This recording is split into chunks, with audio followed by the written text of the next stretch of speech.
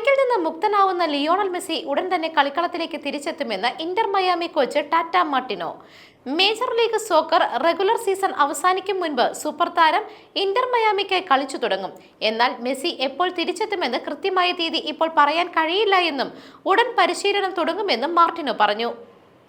ജൂലൈയിൽ കൊളംബിയക്കെതിരായ Copa America ഫൈനലിനിടെ പരിക്കേറ്റ Messi ദിവസങ്ങളായി വിശ്രമത്തിലായിരുന്നു.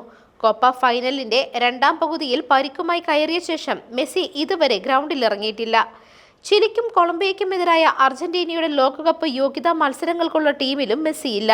കളിക്കാർക്കൊപ്പമുള്ള പതിവ് പരിശീലനം തുടങ്ങിയില്ല എങ്കിലും ഫിസിക്കൽ ട്രേഡേഴ്സിനോടൊപ്പം മെസ്സി പരിശീലനം നടത്തുന്നുണ്ട് എന്നും ജെറാർഡ് മാർട്ടിനോ പറഞ്ഞു.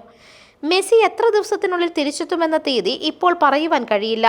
ഓരോ ദിവസം കഴിയും തോറും മെസ്സിയുടെ ആരോഗ്യനില മെച്ചപ്പെട്ടു വരികയാണ്. കഴിഞ്ഞ 3-4 ദിവസമായി മറ്റ് കളിക്കാർക്കൊപ്പമല്ല എങ്കിലും അദ്ദേഹം പരിശീലനം നടത്തുന്നുണ്ട് എന്നും മാർട്ടിനോ പറഞ്ഞു.